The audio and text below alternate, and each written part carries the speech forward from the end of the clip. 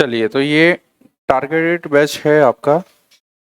तो इस क्लास में हम प्रीलिम्स को टारगेट करेंगे, है ना। तो ये जानकारी सबको मिल गई होगी, है ना। जानकारी मिल गई ना।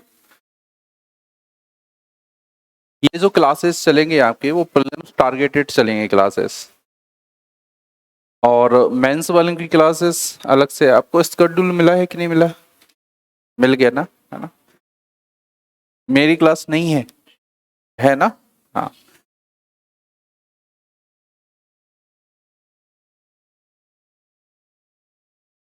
हाँ, मेंस वाली क्लासेस नहीं है, तो वो अभी 30-35 दिन में खत्म हो जाएगा एमपी, है ना। उसके बाद फिर मेंस वाली चालू हो जाएगी, ठीक है। उसमें मेंस वाली क्लासेस आपकी लग जाएगी, आप क्यों परेशान हो रहे हैं? 2 क्लासेस अभी लगी हैं आपके, है ना। तो आपका मेंस वाला जो सिलेबस है वो भी कवर हो जाएगा, सारी चीजें। तो कुछ ऐसी चीजें करिए जिससे मतलब सबका भला हो जाए, करना केवल इतना है। अब अधिकांश लोग ये है कि अब अचानक से उनका नोटिफिकेशन आ गया, पीएससी का मूड चेंज हो गया। अब वो पता नहीं कैसे हो गया है, लेकिन जो मूड चेंज हुआ है ना वो अच्छा ही हुआ है, उसमें कोई गलत बात नहीं है। तो थोड़ा सा उसके हिसाब से मेहनत कर लीजिए। वैसे बहुत ज़्यादा डिफरेंस आपको पड़ेगा नहीं, एक बार अगर आपने प्री पढ़ लिया तो मेंस में लिखने के आप काबिल बन जाएंगे। बस थोड़ा सा स्पीड में हमें उस चीज को पढ़ना है ताकि उस लिहाज से आपका कवर हो जाए, तो दोनों चीजें कवर कर लेते हैं। आपकी क्लास ब्रेक नहीं होगी। ब्रेक कहने का मतलब है कि आपकी क्लास कंटिन्यूअसली चलती रहेगी, जैसे ही प्री खत्म होगा वैसे ही मेंस टारगेट हो जाएगा शुरू, है ना। चलिए, तो हम एक ऐसा कॉमन टॉपिक उठाते हैं जो बच्चे पढ़ रहे थे वो भी पढ़ लेंगे और आप भी पढ़ लेंगे।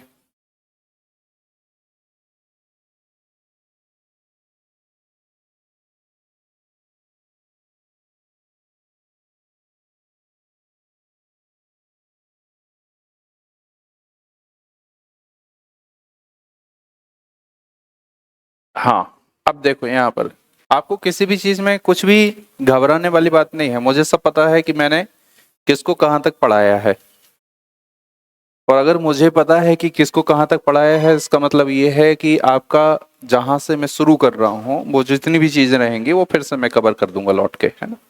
तो उसमें परेशान नहीं होना आपको किसी भी चीज को लेकर। यहाँ से हम शुरू करेंगे। यहाँ से शुरू करने के बाद सबसे पहले हम एमपी की ज्योग्राफी खत्म करेंगे। एमपी की ज्योग्राफी खत्म करने के बाद आपका एक एक्स्ट्रा लेक्चर लग जाएगा मेंस वालों का। तो मेंस वालों को जब एक्स्ट्रा लेक्चर लगेगा तो जहां से आपका छूटा है वहां से आपका कंटिन्यूसली शुरू हो जाएगा। फिर हम एमपी की पॉलिटी खत्म करेंगे, और एमपी की पॉलिटी खत्म करने के बाद जो कला संस्कृति वाला पार्ट है, आर्ट एंड कल्चर वाला, उसको फिर हम कवर करेंगे, ठीक है।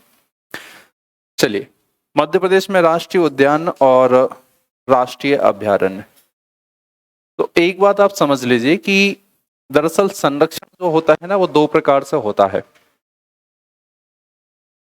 अगर हमें जानवरों का संरक्षण करना है तो संरक्षण करने के 2 तरीके होते हैं। पहला जो तरीका होता है उसको कहा जाता है इन सिटू, और दूसरा जो तरीका होता है उसको कहा जाता है एक्स सिटू। एक होता है इन सिटू कंजर्वेशन और दूसरा होता है एक्स सिटू कंजर्वेशन। इन सिटू कंजर्वेशन कहने का मतलब होता है कि जब जानवरों को अपने प्राकृतिक आवास में ही संरक्षित किया जाए तो उसको कहा जाता है इन सिटू। जैसे एग्जाम्पल के तौर पर, जानवर जो किसी पर्टिकुलर या विशेष जंगल में रहता है उस जंगल को ही यदि हम संरक्षित क्षेत्र घोषित कर दें तो उसको कहा जाता है इन सिटू। तो अपने प्राकृतिक आवास में ही संरक्षण करना।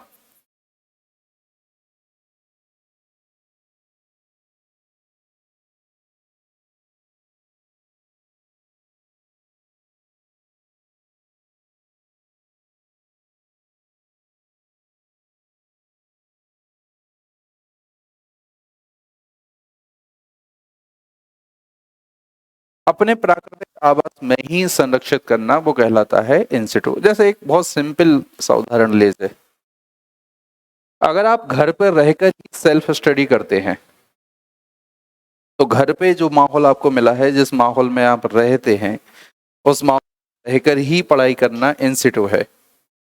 और अपने घर से बाहर निकलकर किसी नए वातावरण में रहना और वहां रह के पढ़ाई करना ये कहलाता है एक्स सिटू। अब चाहे आप घर पर रह के सेल्फ स्टडी करिए, चाहे बाहर निकल कर आप पढ़ाई करिए, दोनों में ही अगर आपका सिलेक्शन होता है तो दोनों ही तरीके सही है।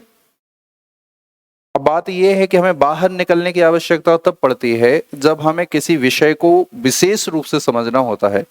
अगर विषय सामान्य रूप से चल रहे हैं तो घर पर रह के ही हम उनकी स्टडी कर सकते हैं, उसके लिए कोचिंग वगैरह लेने की जरूरत नहीं होती। लेकिन अगर विषय कुछ इतने टफ हो जाते हैं, कठिन हो जाते हैं कि उनको समझने के लिए आपको कोचिंग की आवश्यकता पड़ती है, तो फिर आप घर से बाहर निकलते हैं और बाहर निकलकर फिर आप नई जगह पर रहकर कोचिंग करते हैं। कुछ जानवर ऐसे रहते हैं जो अपने प्राकृतिक आवास में ही जी पाते हैं और उस आवास में रहकर ही उनको संरक्षित किया जाता है, तो उनके लिए इन सिटू कंजर्वेशन चलता है। कुछ जानवर ऐसे रहते हैं जिनको उनके अपने प्राकृतिक आवास से उठाकर हम किसी ऐसे आवास में रखते हैं जिन्हें मनुष्यों के द्वारा तैयार किया जाता है, जिनको कहा जाता है कृत्रिम आवास। तो वहां पर हम उनका संरक्षण करते हैं। इन सिटू कंजर्वेशन का उदाहरण अगर आप देखेंगे तो इन सिटू कंजर्वेशन के आपको 2-3 उदाहरण मिलेंगे। एक तो राष्ट्रीय उद्यान है। राष्ट्रीय उद्यान जो होते हैं वो इन सिटू कंजर्वेशन के उदाहरण है। दूसरा वन्य जीव अभ्यारण्य है।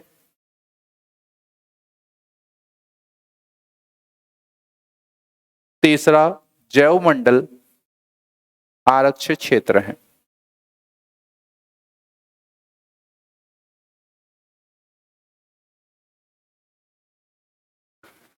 तीन है ना?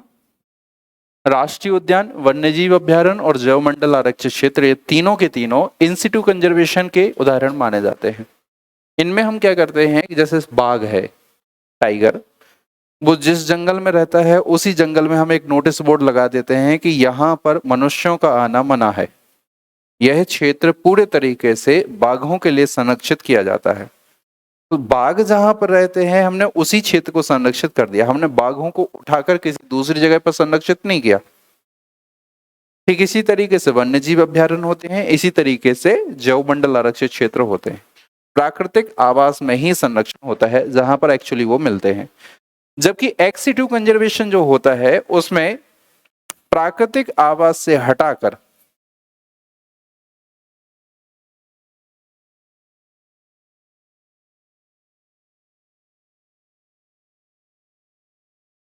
मानव निर्मित आवास, जिसको कृत्रिम आवास भी कहते हैं,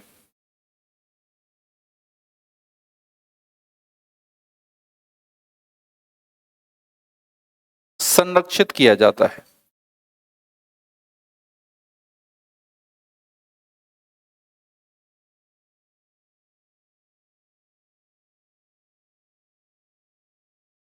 जैसे कि एग्जाम्पल के तौर पर है चिड़ियाघर,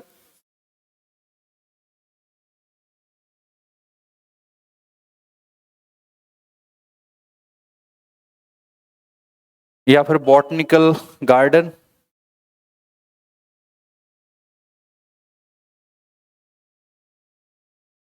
वनस्पतिक उद्यान में पेड़ पौधों का संरक्षण होता है, चिड़ियाघर में जानवरों का संरक्षण होता है।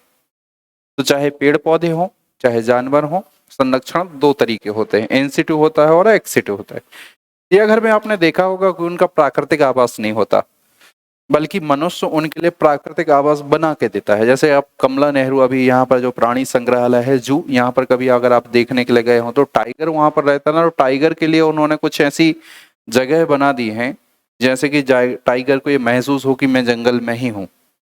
शेर का बाड़ा कभी आप देखना, उसमें जो बनाया गया है उसमें शेर के लिए ऊंची ऊंची चट्टाने वगैरह बनाई गई हैं। तो शेर आमतौर पर ऊंची जगहों पर बैठना पसंद करता है। तो शेर जब ऊंची जगह पर जाकर बैठता है तो उसको ये महसूस होता है कि मैं जंगल में ही हूँ और जंगल का राजा ही हूँ। लेकिन एक्चुअली बात यह है कि वो जंगल में नहीं है, बस उसके लिए ऐसा आवास बना के दे दिया गया है ताकि उसको लगे कि मैं जंगल में हूँ। तो वो मानव निर्मित पर्यावरण होता है या मानव निर्मित आवास होता है। जब ऐसी जगह पर संरक्षित होता है तो वो कहलाता है एक्स सिटू। ठीक इसी तरीके से वनस्पतिक उद्यान होते हैं। वनस्पतिक उद्यान कहने का मतलब इस तरीके से एक कमरा जैसा होता है, खेत जैसे होते हैं, वहां पर बहुत सारे पेड़ पौधों को हम ला ला के संरक्षित करते हैं। अब वो पेड़ पौधे हो सकता है कि उस जलवायु के ना हो सकता है कि हम अफ्रीका से लेकर आए हों उनको, लेकिन अफ्रीका से लाने के बाद भी हम उनको यहाँ पर संरक्षित कर रहे हैं। ठीक है। अब जैसे कि चीते आए हैं हमारे यहाँ पर, तो चीते हम अफ्रीका से लेकर आए हैं, अफ्रीका के माहौल में वो रहते थे प्राकृतिक तरीके से, लेकिन हम उनको उठा के ले आके आए हैं और यहाँ पर हमने उनको ऐसा ही आवास बना कर दिया है जैसा कि उनके लिए अफ्रीका में था। हम कोशिश कर रहे हैं कि वो हमारे आवास में ढल जाएं। ठीक है, तो संरक्षण दो प्रकार से किया जाता है हमारे में। इन सिटू कंजर्वेशन के भी पर्याप्त तरीके हैं और एक्स सिटू कंजर्वेशन के भी पर्याप्त तरीके हैं। पीएससी के पॉइंट ऑफ व्यू से ये जो इन सिटू कंजर्वेशन होता है ये के लिए सबसे ज्यादा महत्वपूर्ण होता है। 2020-2021 में दोनों ही पेपरों में इनसे आपसे डीप में क्वेश्चन पूछे गए हैं। हालांकि क्वेश्चन फैक्चुअल पूछे गए हैं लेकिन पूछे गए हैं, इसलिए थोड़ा सा आपको इन पे फोकस करना है। तो सबसे पहले हम समझते हैं राष्ट्रीय उद्यान, उसके बाद फिर हम अभ्यारण्यों की तरफ चलते हैं। तो थोड़ा सा अपने आप को अपडेट बना के रखना है क्योंकि कुछ नए राष्ट्रीय उद्यान बने हैं और कुछ आपके हट गए।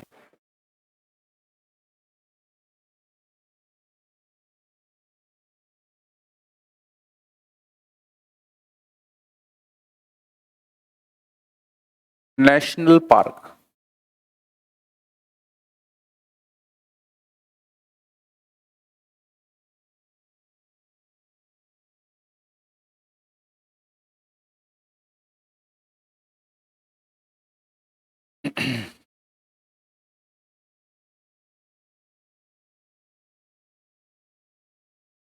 धन्यवाद।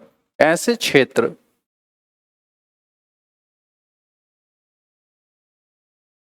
जहां पर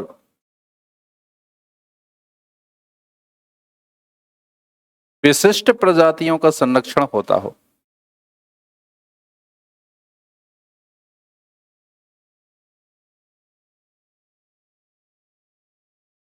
मानवीय हस्तक्षेप के बिना,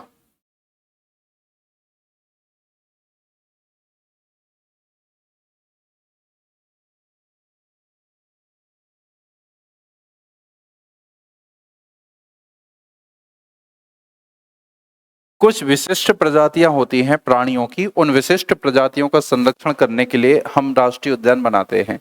राष्ट्रीय उद्यानों की खास बात यह होती है कि यहाँ पर विशिष्ट प्रजातियों का संरक्षण ही होगा। किसी विशिष्ट प्रजाति को संरक्षित, जैसे कि हमने बाघों को संरक्षित करने के लिए बनाया, हमने हाथियों को संरक्षित करने के लिए बनाया, या फिर हम किसी अन्य प्राणी के संरक्षित करने के लिए बनाएंगे, तो स्पेसिफाई करेंगे हम किसको संरक्षित करने के लिए बना रहे हैं। दूसरा ये रहता है कि राष्ट्रीय उद्यानों में मानवीय गतिविधियां प्रतिबंधित होती हैं, मतलब कि मनुष्य इन राष्ट्रीय उद्यानों में नहीं जा सकते। राष्ट्रीय उद्यानों में जाने का मतलब है कि मनुष्य यहाँ की लकड़ियों को नहीं काट सकते, यहाँ पर किसी अन्य प्रकार की गतिविधियां नहीं कर सकते, जैसे कि आप अपने पशुओं को यहाँ पर चराने के लिए नहीं ले जा सकते। तो पर्यटनीय दृष्टिकोण से केवल उतनी ही अनुमति रहेगी जितनी कि भारत सरकार आपको प्रोवाइड करेगी, उसके अलावा नहीं होती। ठीक है, अब मध्य प्रदेश में जो राष्ट्रीय उद्यानों की अभी प्रेजेंट में संख्या है, वो वर्तमान में मध्य प्रदेश में संख्या है 11।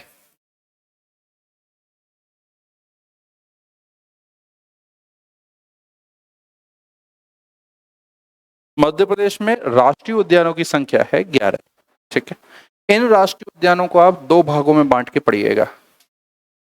इन राष्ट्रीय उद्यानों में से कुछ राष्ट्रीय उद्यान ऐसे हैं जिनमें प्रोजेक्ट टाइगर कार्यक्रम चलाया जा रहा है और कुछ ऐसे हैं जिनमें प्रोजेक्ट टाइगर कार्यक्रम नहीं चलाया जा रहा है। तो इसको आप लिख सकते हैं प्रोजेक्ट टाइगर वाले नेशनल पार्क,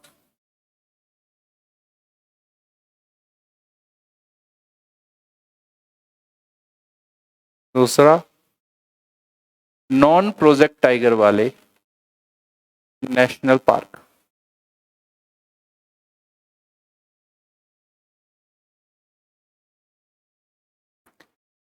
कुछ ऐसे हैं जो प्रोजेक्ट टाइगर में शामिल हैं और कुछ ऐसे हैं जो प्रोजेक्ट टाइगर में शामिल नहीं हैं।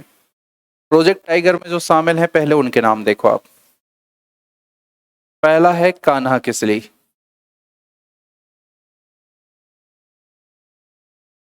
National park. कहां पर है ये? मंडला में। दूसरा लिखिए आप बांधवगढ़ नेशनल पार्क उमरिया।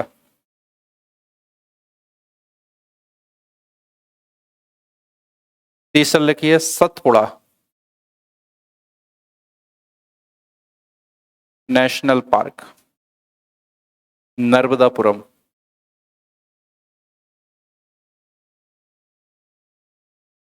चौथा लिखिए Pench national park, Seoni, sorry Chhindwara लिखिए, छिंदवाड़ा सिवनी में है। सिवनी में आएगा ना, छिंदवाड़ा सिवनी में है। पांचवा लिखिए पन्ना नेशनल पार्क, ये पन्ना में है। और छठवां है आपका संजय डुबरी,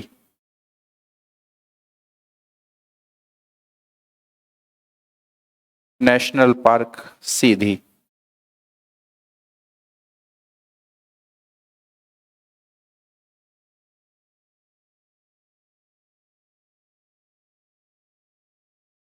वर्तमान में मध्य प्रदेश में राष्ट्रीय उद्यानों की संख्या अगर आप देखेंगे तो उनकी संख्या है आपकी 11। 11 में से 6 नेशनल पार्क ऐसे हैं जो प्रोजेक्ट टाइगर कार्यक्रम के अंतर्गत शामिल किए जाते हैं। अभी हम समझेंगे प्रोजेक्ट टाइगर के बारे में। सबसे पहला नेशनल पार्क है कान्हा-किसली, जो आपका मंडला में है। दूसरा आपका बांधवगढ़ राष्ट्रीय उद्यान, जो आपका उमरिया में है। तीसरा सतपुड़ा राष्ट्रीय उद्यान, जो आपका नर्मदापुरम में है। चौथा पेंच राष्ट्रीय उद्यान, जो छिंदवाड़ा में है। पांचवा पन्ना राष्ट्रीय उद्यान, जो पन्ना में है। और छठवां संजय डुबरी राष्ट्रीय उद्यान, सीधी डिस्ट्रिक्ट में है। ध्यान रखना, मध्य प्रदेश में जो राष्ट्रीय उद्यान है उसका नाम है संजय डुबरी। महाराष्ट्र में भी एक राष्ट्रीय उद्यान है जिसका नाम है संजय गांधी। तो परीक्षा में जब पूछा जा रहा है ना, तो एग्जैक्टली आप ध्यान रखना है कि क्या पूछा जा रहा है, संजय गांधी पूछा जा रहा है या संजय डुबरी पूछा जा रहा है। संजय गांधी अगर पूछा जाएगा तो उसका आंसर होगा महाराष्ट्र, और संजय डुबरी अगर पूछा गया है तो उसका आंसर होगा मध्य प्रदेश। दोनों ही प्रोजेक्ट टाइगर वाले हैं नेशनल पार्क, ठीक है। नॉन प्रोजेक्ट टाइगर वाले जो राष्ट्रीय उद्यान है उनमें से पहला है आपका माधव राष्ट्रीय उद्यान।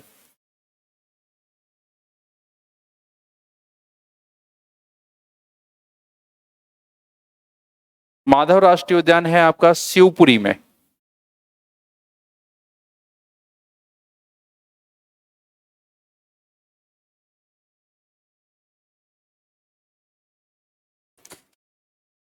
है ना। एक आप लिख लीजिए जीवाश्म राष्ट्रीय उद्यान।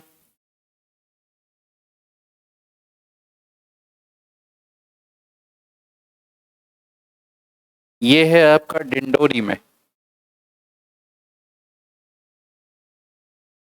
एक डायनासोर जीवाश्म राष्ट्रीय उद्यान।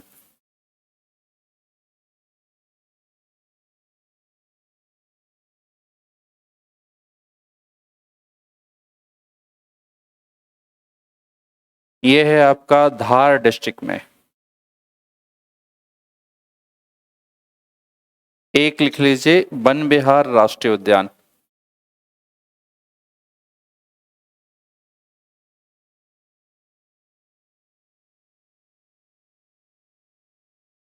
वन विहार राष्ट्रीय उद्यान है आपका भोपाल में। पांचवा लिख लीजिए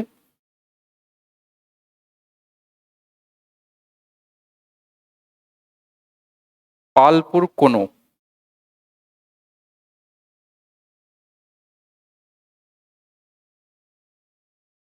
राष्ट्रीय उद्यान जो है आपका श्योपुर में।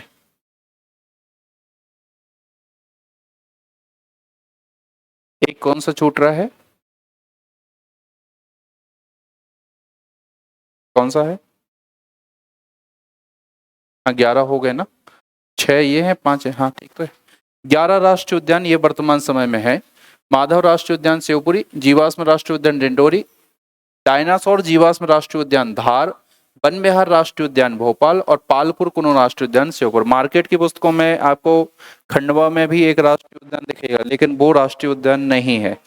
उसकी केवल घोषणा की गई थी ओमकारेश्वर राष्ट्रीय उद्यान की, लेकिन वो कोई राष्ट्रीय उद्यान है नहीं, वो बन नहीं पाया है अभी तक, है ना। भविष्य में बन जाएगा तो वो बात अलग है। मध्य प्रदेश का जो आर्थिक सर्वेक्षण है और मध्य प्रदेश का जो अभी बजट आया है उसमें 11 राष्ट्रीय उद्यान अधिसूचित किया गया है। मध्य प्रदेश वन विभाग की वेबसाइट पर भी इन्हीं 11 राष्ट्रीय उद्यानों का डिस्कशन किया गया है। इसलिए आपके लिए जो ऑथेंटिक सूचना है वो ये है कि मध्य प्रदेश में राष्ट्रीय उद्यानों की संख्या 11 है, न कि 12। तो मध्य प्रदेश सरकार के अनुसार 11 राष्ट्रीय उद्यान हैं, जिनमें से 6 जो हमारे हैं वो प्रोजेक्ट टाइगर में है और 5 जो हैं वो नॉन प्रोजेक्ट टाइगर में शामिल हैं। ठीक है, अब हम समझ लेते हैं प्रोजेक्ट टाइगर कहने का क्या मतलब है।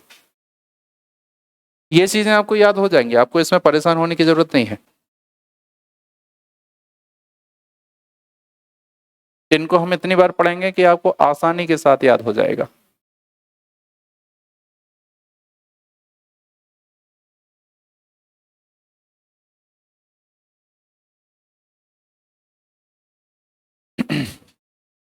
प्रोजेक्ट टाइगर बाघों का संरक्षण करने के लिए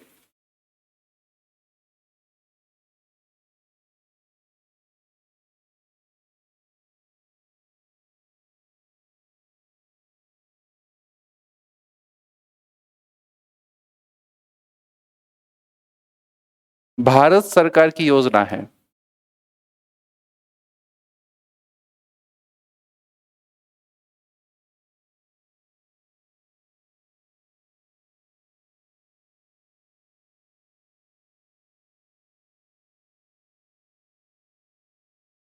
तो बाघों की जो अवैध हत्याएं हो रही थी या फिर अवैध रूप से उनका शिकार होता, उस कारण से बाघों की संख्या लगातार घटती चली जा रही थी।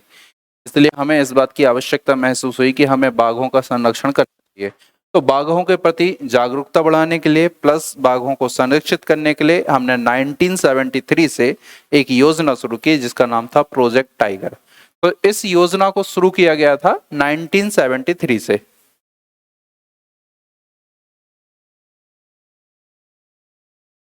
जिस राष्ट्रीय उद्यान से शुरू किया गया था उसका नाम का नाम है जिम कार्बेट। अब वर्तमान समय में इसका नाम जिम कार्बेट ही है क्या?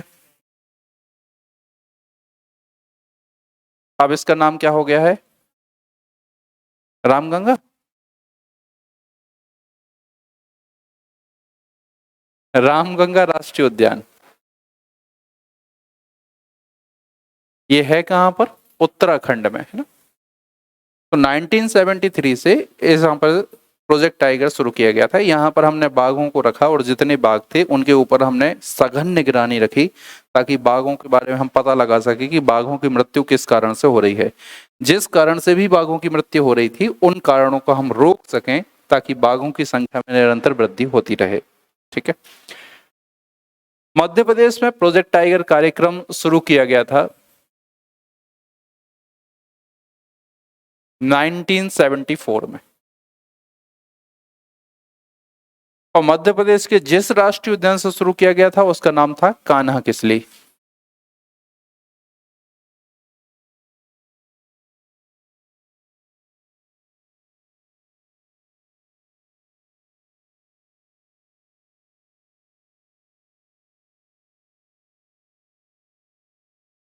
कान्हा किसली राष्ट्रीय उद्यान से इस परियोजना को शुरू किया गया था। तो मध्य प्रदेश में बाघों का संरक्षण या पूरे भारत में बाघों का संरक्षण करने के लिए एक योजना चल रही है, उसको कहा जाता है प्रोजेक्ट टाइगर। भारत का तो आप छोड़ दीजिए, अगर याद रहे तो ठीक है, नहीं तो आप मध्य प्रदेश में याद रखिए। मध्य प्रदेश में अगर एग्जैक्ट डेट याद करना तो 1 अप्रैल 1974 है ना। 1 अप्रैल 1974 से इस योजना को चालू किया गया था और जिस राष्ट्रीय उद्यान से शुरू किया था तो उस राष्ट्रीय उद्यान का नाम है कान्हा किसली नेशनल पार्क। इतनी बात आपको विशेष रूप से प्रोजेक्ट टाइगर कार्यक्रम के संदर्भ में रखनी है। एक बात और आप याद रख लीजिए कि हमने एक संस्था और बनाई थी जिसको नेशनल टाइगर कंजर्वेशन अथॉरिटी के नाम से जाना जाता है।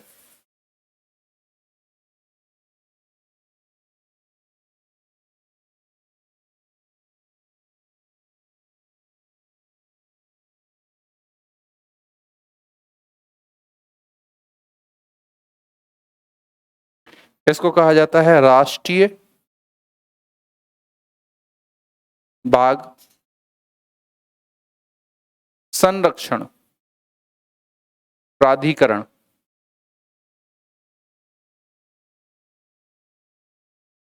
शॉर्ट फॉर्म में इसको कहते हैं एनटीसीए और इसको हमने शुरू किया है 2005 में।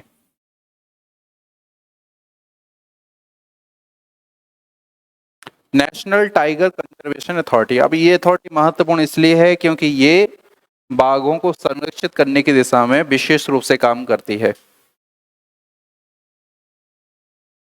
तो एनटीसीए का नाम आपसे कभी कभी पूछा जा सकता है कि एनटीसीए की स्थापना किस वर्ष हुई है।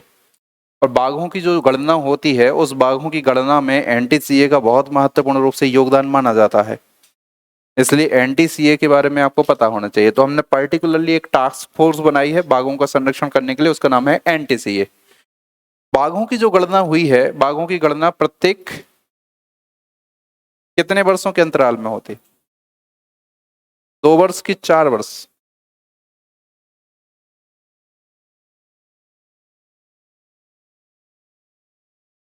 2 वर्ष में।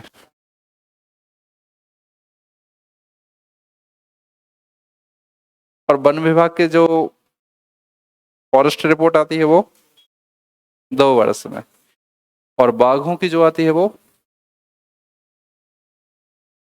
2 वर्ष ही।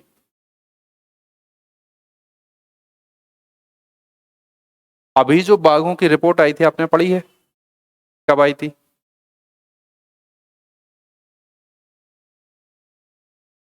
नहीं नहीं, किस वर्ष आई थी? 2019 में आई थी।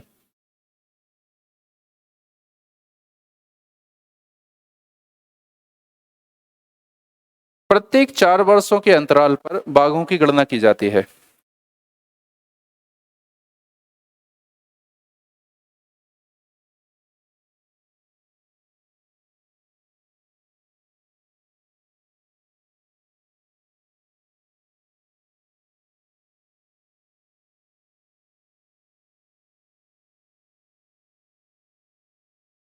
नाइनटीन 1986 1987 से बाघों की गणना चल रही है।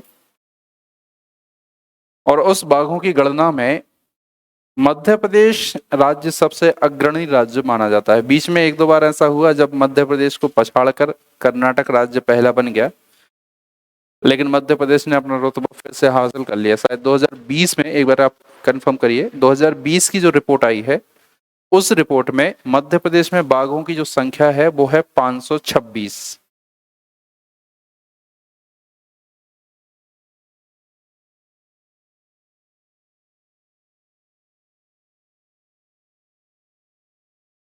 जो देश में सर्वाधिक है।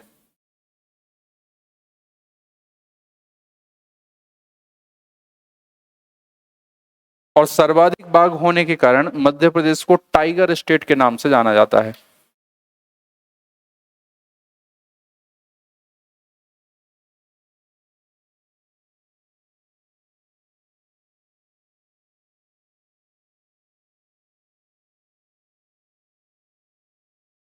कंफर्म कर लेते ना, एक मिनट।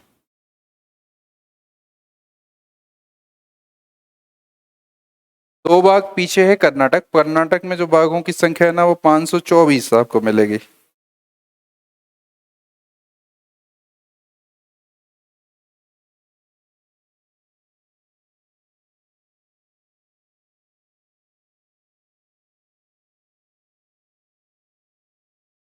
नहीं, 526 तो है, लेकिन किस वर्ष का है?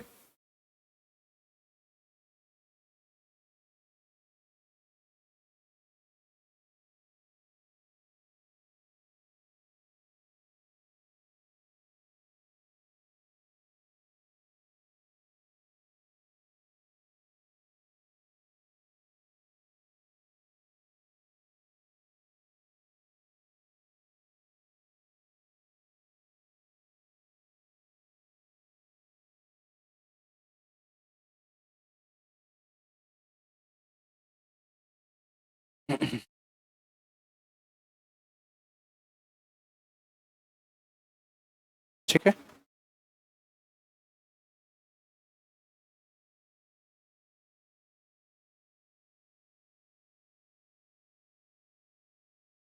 2022 में हुई है।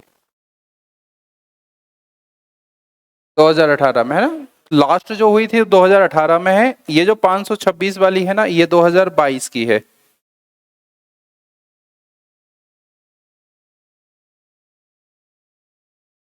ना अभी क्या है, 2026 में की सेंसस होगी। बीच में एक और रिपोर्ट आई है जिसमें बाघों की संख्या में बढ़ी हुई आपको संख्या दिखाई देगी, लेकिन वो टाइगर सेंसस नहीं है, ये याद रखना आप।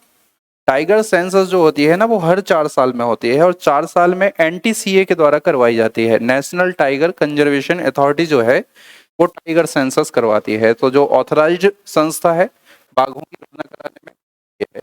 अभी जो आपकी रिपोर्ट आई हुई है ना वो रिपोर्ट वन मंत्रालय की आई हुई है जिसमें कहा गया है मध्य प्रदेश में बाघों की संख्या में वृद्धि हो गई है।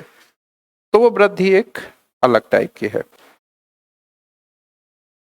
कर्नाटक 2 स्थान पीछे है। तो हाँ 2018 में मैं आपको बता रहा था, 2018 में क्या हुआ था कि कर्नाटक ने मध्य प्रदेश को पछाड़ दिया था और कर्नाटक राज्य पहले स्थान पर पहुंच गया था। और टाइगर स्टेट का जो दर्जा है ना वो कर्नाटक को मिल गया था, मध्य प्रदेश को नहीं मिला। मध्य प्रदेश दूसरे स्थान पे भी नहीं था, मध्य प्रदेश तीसरे स्थान पे आ गया था खिसक के। तो 2018 में मध्य प्रदेश की बेइज्जती बहुत हो गई थी कि मध्य प्रदेश बाघों का संरक्षण ठीक तरीके से कर नहीं पा रहा है। तो 2018 से 2022 के बीच में मध्य प्रदेश सरकार ने फोकस किया बाघों के संरक्षण पर और मध्य प्रदेश में संख्या बढ़ के हो गई 526। कर्नाटक में बाघों की संख्या है 524। 2 बाघ हमारे यहाँ ज्यादा है। तो कर्नाटक का ऐसा कहना था कि 2 बाघ जो मध्य प्रदेश में ज्यादा हैं वो हमारे कर्नाटक से टहलते टहलते मध्य प्रदेश में पहुंच गए। एक्चुअली है हमारे यहाँ पर ज्यादा। अब बाघों को पकड़ तो सकते नहीं आप, तो एक कॉरिडोर वगैरह बना रहता है, वो जंगल के जंगल चले जाते हैं। तो उसका ऐसा कहना था। तो उसने आपत्ति भी लगाई थी, जो सेंसस रिपोर्ट आई थी ना उस पर आपत्ति भी लगाई थी कि सबसे ज्यादा बाघ तो कर्नाटक में ही है, मध्य प्रदेश में नहीं है। और मजे की बात यह है कि जिस दिन टाइगर सेंसस रिपोर्ट प्रकाशित हुई उसके अगले दिन मध्य प्रदेश में 3 बाघों की मृत्यु हो गई। तो कर्नाटक फिर दावा किया कि एक ही दिन रिपोर्ट हुई है तो मध्य प्रदेश में बाघों की संख्या को घटा के कितना कर देना चाहिए, 521। लेकिन भारत सरकार ने कहा है कि रिपोर्ट प्रकाशित होने के बाद वो आंकड़े चेंज नहीं होंगे। अब वो आंकड़े जो चेंज होंगे वो 4 साल के बाद ही चेंज होंगे। तो 4 साल तक के लिए मध्य प्रदेश को टाइगर स्टेट का दर्जा मिल चुका है। अब अभी 2 साल में वन मंत्रालय की एक और रिपोर्ट आई है, अभी आई है हाल फिलहाल में, शायद 2-3 महीने पहले ही आई है। उसमें कहा गया है कि मध्य प्रदेश में बाघों की संख्या बढ़ गई, कितनी हो गई, 700 के आसपास पहुंच गई। कर्नाटक आसपास भी नहीं नजर आ रहा है। तो कर्नाटक की आपत्तियां जो है, आप समझो ना कि 2 स्टेट किस तरीके से आपस में लड़ते हैं एक दूसरे से। हमें लगता है केवल हम ही लोग लड़ते हैं, केवल हम ही लोग नहीं लड़ते, राज्य भी आपस में लड़ते रहते छोटी छोटी सी बातों पे। अगर मध्य प्रदेश नर्मदा नदी में से 1 बाल्टी पानी ज्यादा निकाल लेना तो उसमें गुजरात को तकलीफ हो जाती है। गुजरात कहता है कि 1 बाल्टी पानी में तो हम लोग 10 लोग पानी पी लेंगे, तुमने पानी निकाल लिया। तो ये है प्रोजेक्ट टाइगर कार्यक्रम, ठीक है। तो मध्य प्रदेश में वर्तमान में टाइगर सेंसस 2022 के अनुसार सबसे ज्यादा बाघ हैं और बाघों की संख्या यहाँ पर जो है वो है 526। दूसरे नंबर पर है आपका कर्नाटक जहां पर 524 है, ठीक है। नेक्स्ट, अब एक एक राष्ट्रीय उद्यान के बारे में आपको समझना है। पहला राष्ट्रीय उद्यान है आपका कान्हा किसली।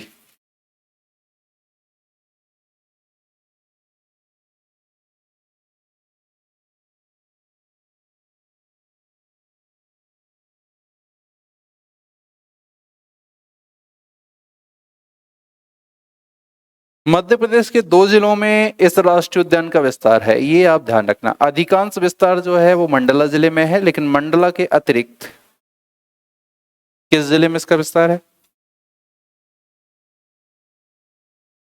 Very good. मुझे लगा आप लोग डिंडोरी बोलोगे।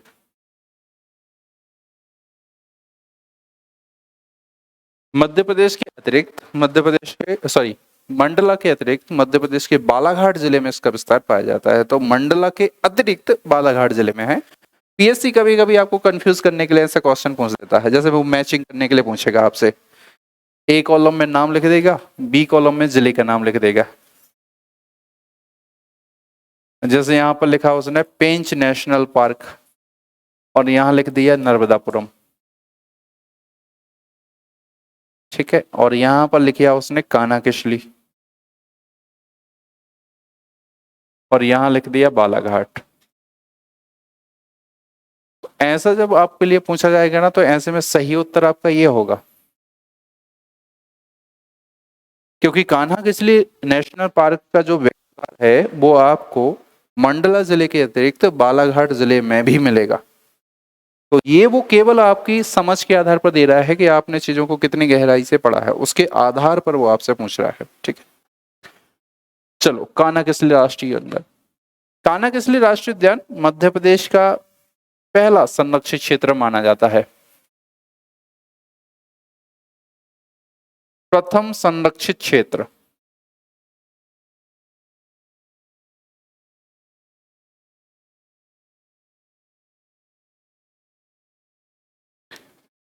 नाइनटीन 1933 के आसपास इसको अभय वन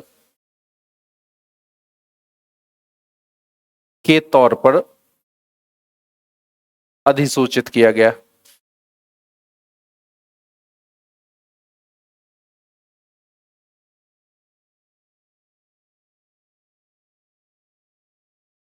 अभय वन एक ऐसा क्षेत्र कहा जाता था जहां पर जानवरों को मारना पूरी तरीके से प्रतिबंधित होता था।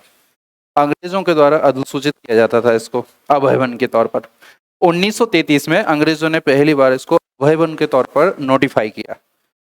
बाद में आगे चलकर 1952 में इसको हमने अभयारण्य के रूप में घोषित कर दिया।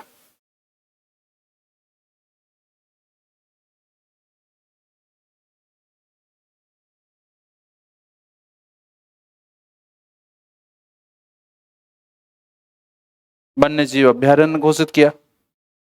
1955 में 3 साल के बाद इसको हमने राष्ट्रीय उद्यान के तौर पर अधिसूचित किया।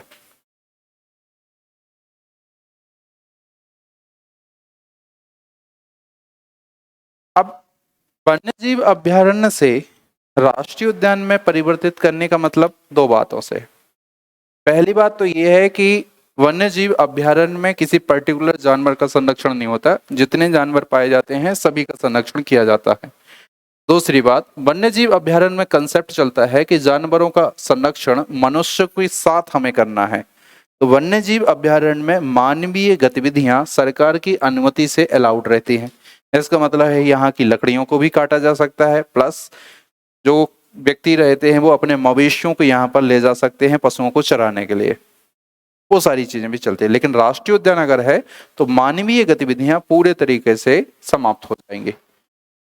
हम ऐसा इसलिए करते हैं क्योंकि हम पर्टिकुलर किसी एक प्राणी का संरक्षण यहाँ पर करना चाहते हैं।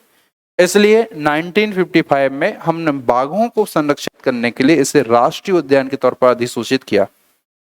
बाद में जब प्रोजेक्ट टाइगर का कार्यक्रम शुरू हुआ तो 1974 में इसको हमने प्रोजेक्ट टाइगर में शामिल किया।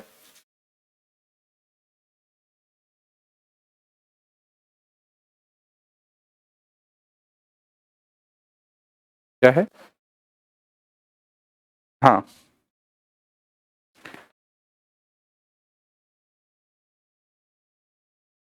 मध्य प्रदेश का प्रथम नेशनल पार्क जिसको प्रोजेक्ट टाइगर में शामिल किया गया। अब देखो, कान्हा किसली नेशनल पार्क के बारे में जो फैक्चुअल इंफॉर्मेशन मिली है वो मध्य प्रदेश का पहला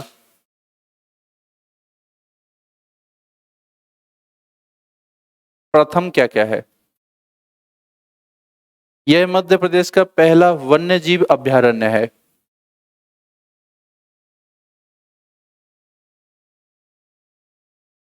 मध्य प्रदेश का प्रथम राष्ट्रीय उद्यान भी है।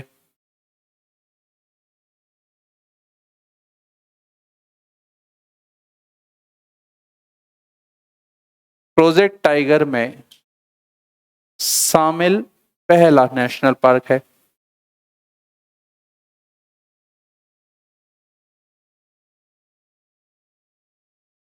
तीन चीजें मिली आपको कान्हा किसली नेशनल पार्क के बारे में। मध्य प्रदेश का पहला अभयारण्य, मध्य प्रदेश का पहला राष्ट्रीय उद्यान और प्रोजेक्ट टाइगर में शामिल होने वाला मध्य प्रदेश का पहला नेशनल पार्क ये माना जाता है। इस तरीके से तीन बिल्कुल बेसिक और फैक्चुअल जानकारी आपको मिल गई। जब सेंटेंस के रूप में पूछा जाएगा तो वो सेंटेंस के रूप में एक सेंटेंस में बता देगा, कान्हा किसली राष्ट्रीय उद्यान के संदर्भ में निम्न कथनों पर विचार कीजिए। तो वो पूछ सकता है यह मध्य प्रदेश का पहला अभयारण्य राष्ट्रीय उद्यान और प्रोजेक्ट टाइगर में शामिल होने वाला राष्ट्रीय उद्यान है। स्टेटमेंट सही है या गलत है, तो आपको बताना है सही स्टेटमेंट है। ठीक है। दूसरी बात, कान्हा किसली राष्ट्रीय उद्यान के बारे में आपको ये समझनी है कि ये एशिया का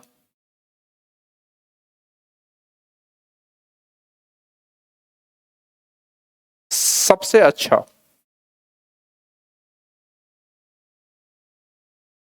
राष्ट्रीय उद्यान है। -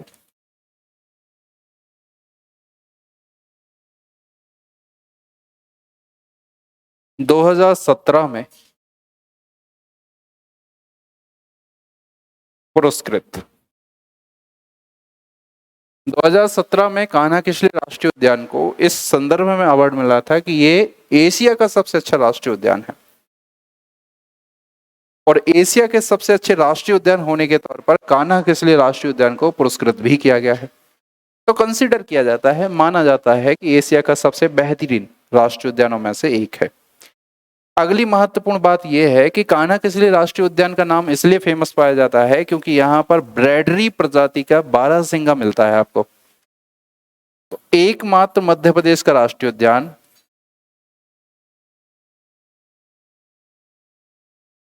जहां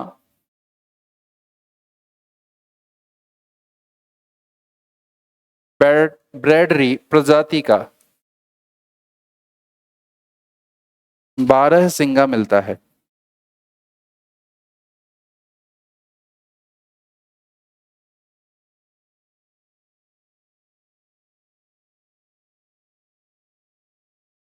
दो बातें।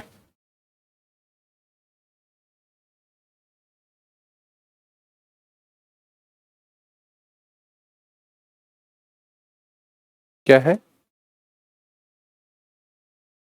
अंतरराष्ट्रीय स्तर पर यूनाइटेड नेशन के द्वारा, यूनाइटेड नेशन के द्वारा पुरस्कृत है। तो मध्य प्रदेश का एकमात्र राष्ट्रीय उद्यान है जहां ब्रैडरी प्रजाति का बारहसिंगा पाया जाता है। ब्रैडरी एक हिरण की प्रजाति होती है, और बारहसिंगा कहने का मतलब वो आपने देखा होगा 12 सींग रहते हैं हिरण के। तो उस प्रजाति का बारहसिंगा केवल और केवल कान्हा राष्ट्रीय उद्यान में मिलता है, और यही कारण है कि 2017 में कान्हा किसली राष्ट्रीय उद्यान ने बारहसिंगा का एक कार्टून जारी किया था, और उस कार्टून का नाम था भूर सिंह द बारहसिंगा। तो अगली विशेषता ये है कि ये एकमात्र राष्ट्रीय उद्यान है जिसने अपना शुभंकर जारी किया।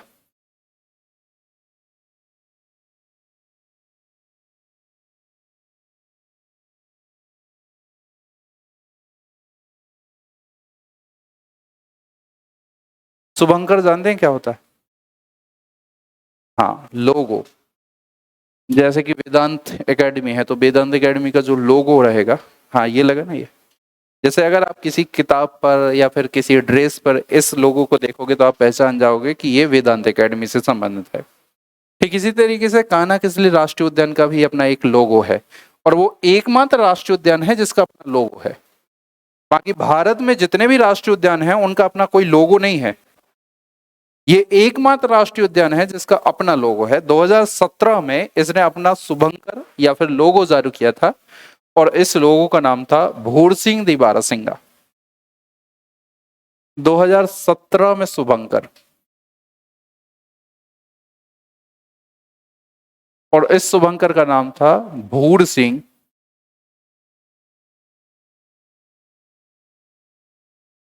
द बारहसिंगा।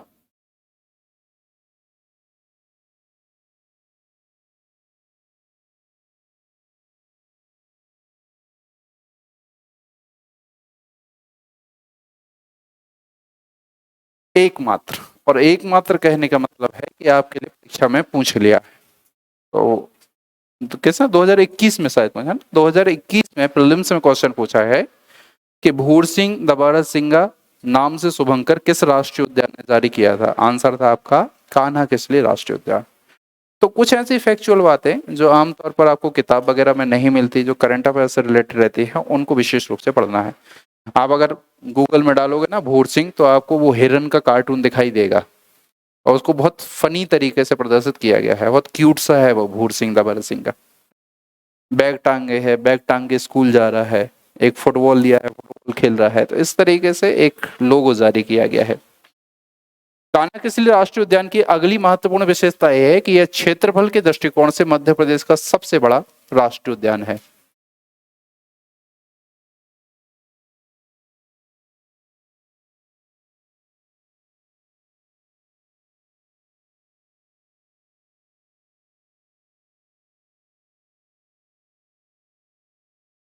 इसका क्षेत्रफल 940 किलोमीटर स्क्वायर के आसपास है।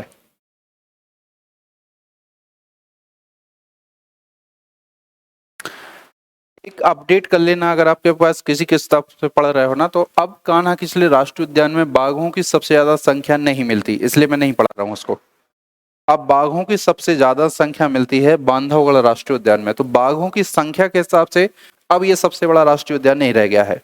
और हो सकता है कि एमपीपीएससी इस बारे में आपसे क्वेश्चन पूछे कि इस बाघों की सर्वाधिक संख्या किस राष्ट्रीय उद्यान में मिलती है। क्योंकि हम अपने आप को अपडेट करते नहीं है तो वो चीजें आउटडेटेड ही रहती हैं।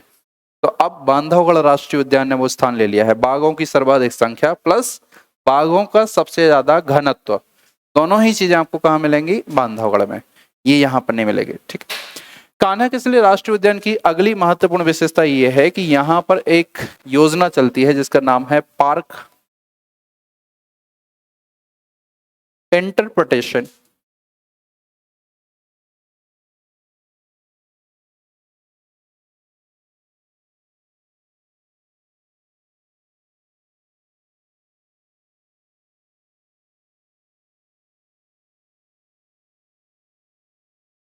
योजना की शुरुआत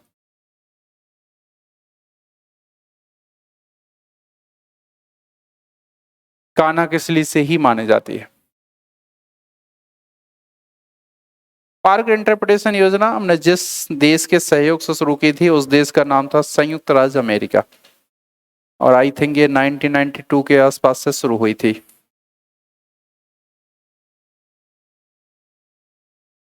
अब ये योजना है क्या,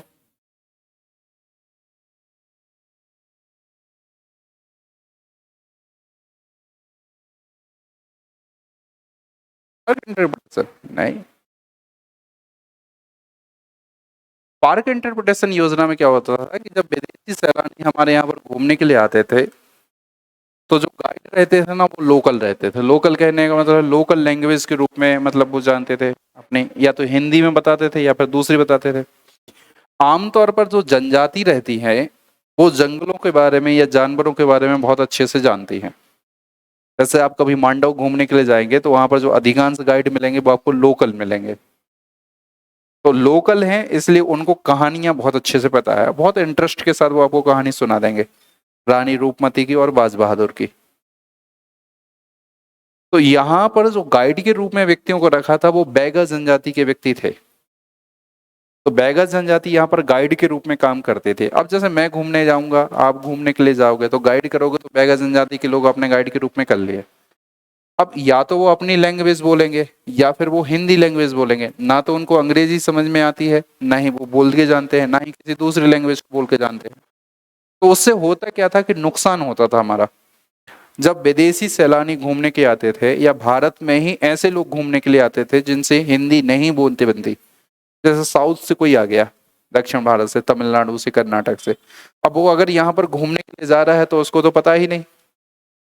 अब उसको या तो तमिल आती है या फिर अंग्रेजी आती है, और इस भाई को क्या आती है, इसको या तो हिंदी आती है या फिर अपनी बैगा जनजाति की भाषा बोलते आती है। अब उसमें कंफ्यूजन है, दोनों सांकेतिक भाषाओं में प्रयोग कर रहे हैं। ये बोल रहा है उधर देखो, वो व्यक्ति इधर देख रहा है। वो बोला देखो शेर जा रहा है, इधर हिरण जा रहा है। वो विशेषता बता रहा है, वो समझ नहीं पा रहा विशेषता। तो अमेरिका ने एक योजना शुरू की थी, उसका नाम था पार्क इंटरप्रिटेशन योजना। और अमेरिका की इस योजना का मुख्य उद्देश्य ये था कि जो भी दुनिया भर के सैलानी आपके यहाँ पर घूमने के लिए आ रहे हैं, तो हम ऐसे कुछ द्विभाषीय गाइड को तैयार करें जो विभिन्न लैंग्वेज को बोल सके, ताकि हमें एक दूसरे की विशेषताओं को समझने में परेशानी ना हो। अब अगर मैं अपने क्षेत्र की विशेषता बताऊंगा तो मैं ज्यादा अच्छे तरीके से अपनी लैंग्वेज में ही बता सकता हूँ। इसलिए द्विभाषी गाइड को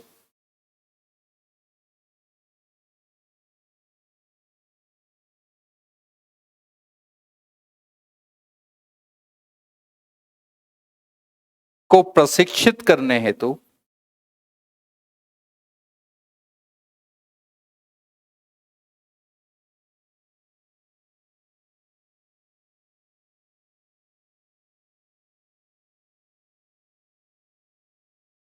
इस योजना को प्रारंभ किया गया था।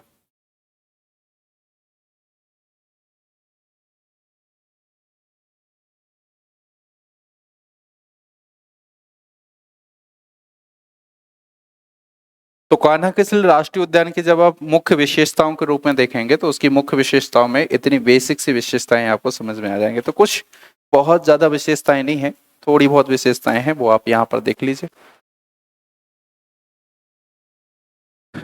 थोड़ा सा यहाँ पढ़ना है और एक दो फैक्चुअल से बातें इसके बारे में समझ रहे हैं, बस हो गया। अब वर्तमान समय में बाघों के दृष्टिकोण से बहुत ज्यादा इसका महत्व तो है नहीं, क्योंकि बाघों की संख्या यहाँ पर कम हो गई है। समझना क्या है वो देखो। 1952 में अभ्यारण्य बनाया, 1955 में राष्ट्रीय उद्यान बनाया और 1974 में प्रोजेक्ट टाइगर में शामिल। पहला मध्य प्रदेश का अभ्यारण्य है, पहला मध्य प्रदेश का राष्ट्रीय उद्यान है और पद है प्रोजेक्ट टाइगर में शामिल होने वाला नेशनल पार्क है। क्षेत्रफल के दृष्टिकोण से सबसे बड़ा राष्ट्रीय उद्यान है। मंडला के अतिरिक्त बालाघाट जिले में भी इसका विस्तार मिलता है। यह एशिया का सबसे अच्छा राष्ट्रीय उद्यान है। यूएनओ के द्वारा 2017 में इसको पुरस्कृत भी किया गया था। एकमात्र राष्ट्रीय उद्यान है जहां पर ब्रैडरी प्रजाति का बारहसिंगा आपको मिलता है। इसलिए कान्हा किसली राष्ट्रीय उद्यान ने वर्ष 2017 में भूर सिंह द बारहसिंगा के नाम से अपना शुभंकर जारी किया और शुभंकर जारी करने वाला यह पूरे भारत का पहला राष्ट्रीय उद्यान माना जाता है। संयुक्त राज्य अमेरिका के सहयोग से वर्ष 1992 के आसपास यहाँ पर एक योजना चल रही है जिसका नाम है पार्क इंटरप्रिटेशन योजना। और इसका मतलब ये होता है कि द्विभाषीय गाइडों को प्रशिक्षित करने के लिए अमेरिका के द्वारा फंडिंग की जाती है। कुछ पैसा अमेरिका देता है, कुछ पैसा भारत सरकार देती है और दोनों आपस में मिलकर गाइडों को प्रशिक्षित देने के लिए एक योजना चला रहे हैं जिसका नाम है पार्क इंटरप्रिटेशन योजना। तो पार्क इंटरप्रिटेशन योजना की शुरुआत किस राष्ट्रीय उद्यान से हुई? अगर ये क्वेश्चन कभी पूछ लिया गया तो उसका आंसर भी क्या होगा आपका? कान्हा किसली राष्ट्रीय उद्यान। ठीक है, ये कान्हा किसली राष्ट्रीय उद्यान के बारे में बेसिक सी इन्फॉर्मेशन थी। इतनी बातें आपको विशेष रूप से याद करनी है। ठीक है, जो भी करंट अफेयर्स की चीजें निकली हैं राष्ट्रीय उद्यानों के बारे में वो हम यहीं पर अपडेट करते हुए चलेंगे, और जो नहीं है इसलिए आप जो भी किताब वगैरह पढ़ रहे हो ना तो उनको अपडेटेड करते चलिए इसी के साथ। ठीक है, बाकी का डिस्कशन कल करते हैं।